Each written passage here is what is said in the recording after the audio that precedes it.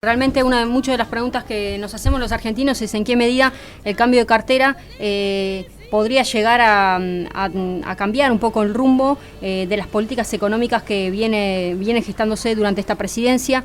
Hay muchos temas para abordar, desde la inflación, las inversiones, el tema de los préstamos, pero para eso tenemos en línea a un economista de lujo, José Luis Espert. ¿Cómo está, José Luis? Hola, ¿qué tal? Buen día, ¿cómo les va? ¿Cómo anda, José Luis? Bien, bárbaro. Bueno, el panorama, ¿cuál es su visión actual de la tasa, digamos, que se prevé para este año en materia de inflación y en qué medida puede llegar a afectar la cuestión salarial? Bueno, mira, a ver, una breve introducción antes de responderte para que se entienda la respuesta. 2015 la economía creció un poquito, 2016 cayó entre 2,5% y 3%. Lo más probable es que este año la economía recupere lo perdido el año pasado. O sea que si el año pasado cayó entre 2,5% y 3%, lo más probable es que este año la economía crezca entre 2,5% y 3%. En cuanto a la inflación, el 2015 terminó en 30%, el 2016 en 40%, este año la inflación como máximo será cerca del 25%, como máximo. El gobierno pretende, no se olviden, entre 12 y 17. Yo creo que la inflación va a estar un poquito arriba de 12 y 17, pero como muy mala la inflación va a ser 25. Así que estamos frente a un año en el cual Argentina lo más probable es que crezca y lo más probable es que tenga una inflación menor a la del año pasado. José Luis, ¿cómo te va? Te saludo Juan Pablo. Hola, ¿qué tal? Para que el oyente entienda un poquito más, cuando hablas de que la economía crezca, ¿en qué aspectos? ¿Referente a qué insumos? Bueno, en la producción en general, ¿qué estamos hablando? ¿Qué es el crecimiento? Bueno, el crecimiento es el crecimiento de una cuenta que se llama PBI. PBI es Producto Bruto Interno. PBI es una cuenta bolsa que tiene adentro todos los sectores de actividad económica del país: industria, construcción, servicios, telecomunicaciones, hasta una parte del Estado está puesta dentro del PBI. Así que cuando uno dice que crezca la economía, está diciendo que crece el PBI, y en particular en el 2017 los sectores de los que te nombré que forman esa cuenta bolsa llamada PBI, que los que van a crecer va a ser agro, un poco menos que el 2016, pero agro va a seguir creciendo. Va a haber una recuperación de la construcción durante este año, a diferencia del año pasado, donde la construcción cayó. Y la industria, luego de la caída que tuvo el año pasado, también va a crecer. El comercio también va a crecer. Así que yo te diría, la recuperación de 2017, si bien es a una velocidad pequeña, 2,5-3%, no es gran cosa, porque como estamos recuperando lo perdido el año pasado, recién a fin de este año vamos a tener los mismos niveles de actividad del año 2015, porque estamos recuperando lo perdido el año pasado. Así ¿no? es. Y respecto de la inflación, decías vos tentativamente que estamos hablando de un 25%. Máximo. Bueno, máximo. ¿Qué es lo que la gente tendría que, digamos, tener en cuenta a partir de este año en cuanto a gasto, en cuanto a inversión, respecto de esta inflación que obviamente sigue subiendo, ¿no? Bueno, a ver, los precios siguen subiendo. La inflación, que es el aumento de los precios, está cayendo este año. Ajá. Lo que tiene que hacer la gente, yo no doy recomendaciones hacia el voleo porque cada persona es un mundo, claro. Pero sí te diría, es un año como para el que tiene empleo que lo cuide, porque no sabemos si en 2018 todavía hoy esa recuperación se va a sostener. Porque está media, prendida con alfileres, claro. Por el hecho de que está muy apalancada en la obra pública es gasto público, y el gasto público son impuestos, y los impuestos menos plata que tiene la gente para gastar en lo que le plazca. Así que hay que ver si en 2018 vos podés sostener esta actividad económica, que este año está muy colgada de la obra pública, dado que el gobierno está decidido a ganar las elecciones de este año en base al gasto público con la obra pública. Una de las críticas que se ha visto a lo largo de estos días es el aumento del gasto público del gobierno, quizás no en consonancia con la visión que se esperaba con esta gestión, o por lo menos desde la presidencia de Mauricio Macri. ¿Cómo se hace para sostener, justamente teniendo en cuenta que tenemos en vísperas un año electoral, y a su vez la contradicción de un discurso de que este año no se va a tomar más gente en el Estado, sino los que están y si ingresa gente es porque previamente tuvieron que desplazar a cualquier otro agente? Mira, yo no entiendo cómo la sociedad argentina no cambió el chip con respecto a la cuestión fiscal de gasto público. A ver, el gasto público son impuestos, no es sexo de Los Ángeles, ¿no? El gasto público se paga con impuestos, a la corta o a la larga son impuestos. E impuestos en menos plata que tiene la gente para gastar. En algún lugar, el impuesto es ceder la capacidad de gasto que una persona tiene para que la gaste el político en lugar de vos. ¿Sí? Eso lo tendría que tener claro alguna vez la gente, y parece ser que acá no está claro eso. Porque cuando uno habla de bajar el gasto público, parece ser que está diciendo vamos a cometer un acto genocida. Y la verdad es que gasto público son impuestos menos plata para la gente. Sí, claro. El impuesto es más plata para que gaste el político en lugar de la gente, que la que gana la plata. A ver, la gente gana plata y cuando está dispuesto a que el gasto público aumente, lo que está diciendo es que quiere que el político gaste en lugar de él. Esta introducción te la hago porque por culpa del exceso de gasto público, Argentina en los últimos 56 años ha tenido 52, más de medio siglo, con déficit fiscales que nos han llevado a crisis homéricas todas. Rodrigazo, Martínez Diol, hiperinflación en el 2001-2002. Entonces, yo no entiendo cómo acá no hay un clamor para que la clase política pare de gastar, porque el gasto público son impuestos, insisto. Sí, totalmente. Incluso cuando vamos a nivel cultural, estos espectáculos abiertos, gratuitos... que se hacen constantemente. Claro, es constantemente, es como política de Estado estos últimos tiempos. No hay nada gratis, todo eso cuesta plata. Sí, obvio. Claro que sí, claro que sí. Mira, también hay cosas que uno a veces no entiende, que pasa también con los famosos, ¿no? El famoso presentismo, no sé, vienen a una fiesta, se les paga por el tiempo que tienen, una cosa de loco, ¿no? Generalmente el argentino de otros años era laburante y hoy pareciera que hacer solo presencia es depositar un dinero por la molestia por haberse trasladado. Y bueno, son tal vez los derechos de imágenes que ya llegaron a una ridiculez, pero bueno, creo que, como decías vos, la sociedad hoy no está reparando en esto, sigue habiendo consumo, la gente trata de vivir el día a día, me parece, no tenemos mucha tampoco salvaguarda, incluso los que quieren ser propietarios. Vos viste que está difícil la situación del acceso a los créditos hipotecarios, son la tasa de interés muy alta, salvo el Banco Nación, que ofrece tal vez una línea interesante, pero hoy realmente es difícil poder ser dueño, ¿no? Mira, la única época en el último medio siglo, la única etapa donde Argentina hubo crédito hipotecario, donde la gente se compró la casa, fue durante los 90. Y yo acá, nadie me va a enseñar a ser crítico en los 90, porque fui de los más acérrimos críticos de lo que se hizo en los 90. Pero vamos a separar la paja del trigo. Objetivamente, durante la única década en la cual, en el último medio siglo, hubo crédito hipotecario, ¿en serio? Fue durante la convertibilidad. ¿Qué pasó durante la convertibilidad? La tasa de inflación fue del 3, 2, 4%.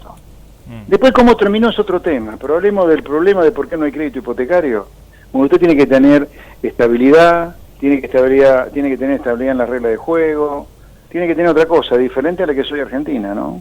Donde el presidente un día cambia el feriado, después no lo cambia, donde la inflación de 40 el año pasado, este año como muy bueno va a ser 20, 25, y a lo mejor al final del mandato de Macri, tal cual Macri lo ha planteado, la inflación estará en 5 o 6%, y bueno, el crédito hipotecario en serio va a tardar en aparecer, simplemente porque hay que tener memoria de que cuando hubo crédito hipotecario, acá había reglas de juego que parecían muy estables, un país sometido al voto del mundo, de lo que pasaba, era un país muy vinculado con el mundo, era un país donde había estabilidad en la regla de juego, insisto, donde la inflación era baja. Hay que recuperar esas cosas para volver a tener crédito hipotecario. Obviamente no hay que repetir los desastres que hicieron en los 90, que terminaron como ya sabemos que terminaron, pero una cosa no quita la otra, digamos, ¿no? Sí, totalmente.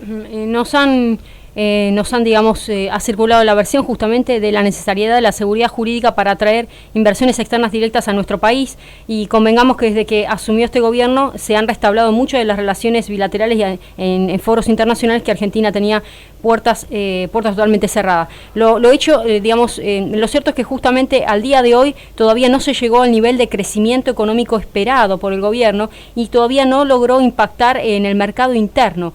¿Cuáles son los consejos o cuál sería la fecha, si se quiere hablar de plazos o de semestres, en que se daría inicio a esta recuperación y que el mercado interno podría realmente verlo con sus propios ojos o sentirlo en su economía interna? Mira, yo no estoy pronosticando más allá del año 2017. ¿Por qué no estoy pronosticando más allá de 2017? Porque el 2017 la recuperación que estoy viendo es una recuperación muy afincada, muy agarrada, muy basada en gasto público. Y ya te dije antes, gasto público es impuestos, a la larga el gasto público entonces puede ser menos gasto privado. más gasto público, menos gasto privado, la actividad económica no tiene por qué moverse, ¿no? Entonces, más allá de 2017, yo no te voy a dar pronóstico, porque yo no me considero en situación hoy, profesionalmente hablando, de darte un pronóstico serio para 2018. Te voy a hablar de 2017 nada más. En 2017, yo te diría, la economía va a mostrar números claramente positivos, seguro en el segundo trimestre, o sea, a partir de abril. Pero no descartaría que algún número positivo ya empiece a ver a partir de febrero-marzo. Yo creo que la gente, más allá de cuándo comiencen a aparecer los números de actividad creciendo respecto al 2016, creo que la gente lo va a empezar a sentir en serio ahí por abril-mayo, la recuperación de la actividad. ¿Cómo está José Luis Belén? Te saluda. Hola. ¿Cómo ves la negociación sobre el tema de los salarios? Bueno, no me parece que vaya a ser fácil hacer que los salarios en Argentina se negocien este año entre 17 y 18%. No me parece fácil. No me parece fácil. O sea, como la veo dura. Sí, de hecho, los bancarios han dicho que van a parar ya, ¿no? Sí. Pero, digamos, vamos a convenir en una cuestión. ¿Es posible gobernar este país sin el acuerdo del apoyo sindical? Literalmente te para el sindicato y te para la gobernabilidad, el consenso y puede tirar abajo un gobierno.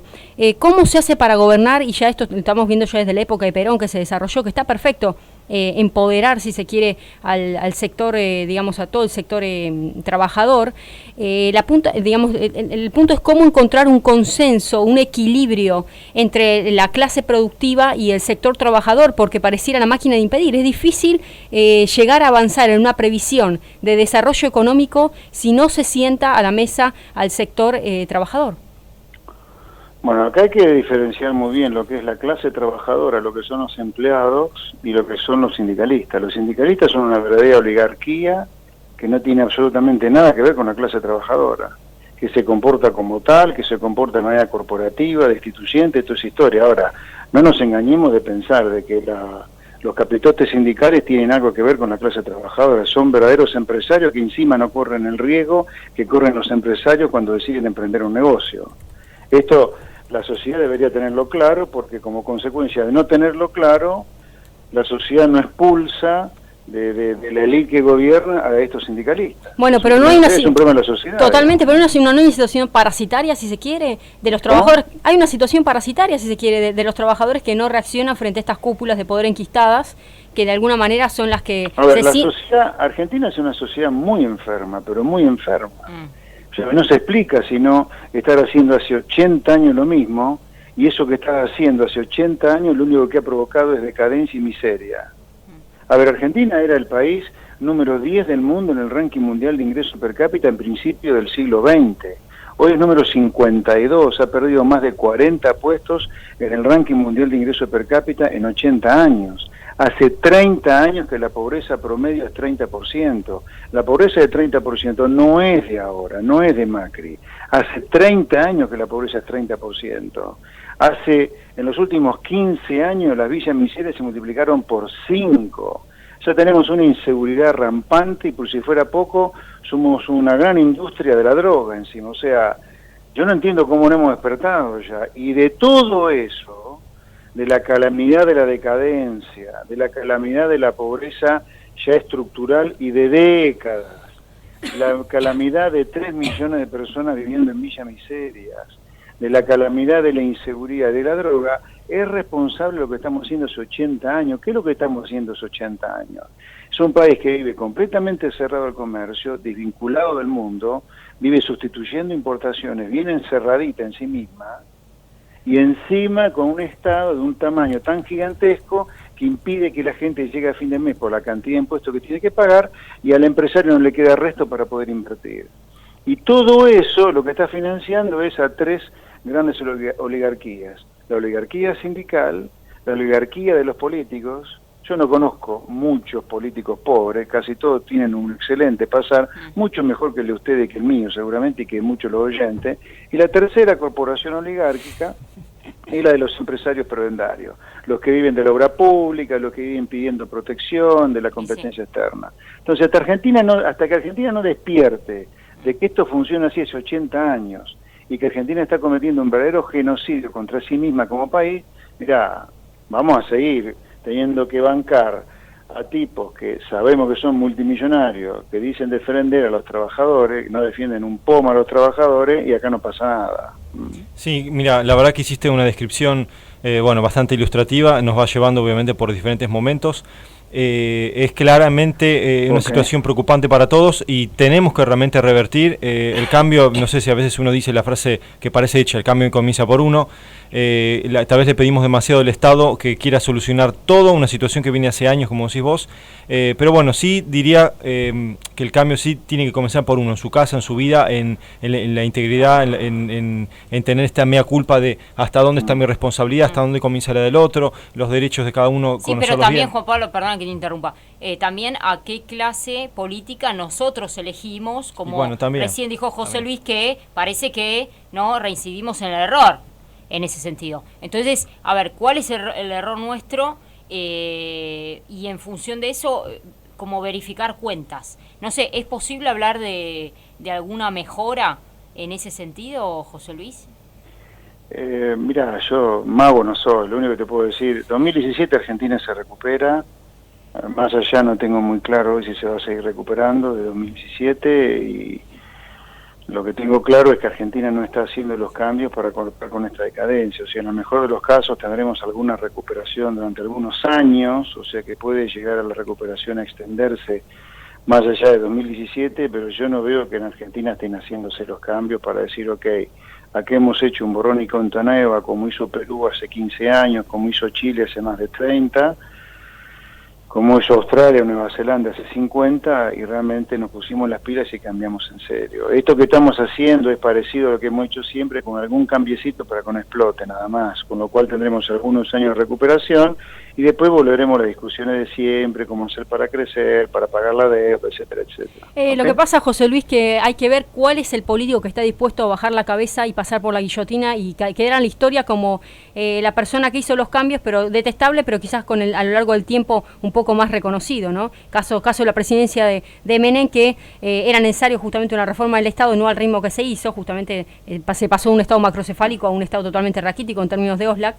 Sin perjuicio de ello, este gobierno quizás no estaría dispuesto a pasar a la historia con un tinte un poco de gris a negro, con lo cual es una cuestión de costos políticos. Hasta ahora no parece, ¿ok? Bueno, gracias, José Luis, te mandamos un abrazo. Grande, chao, buen día. Buen día, hasta luego.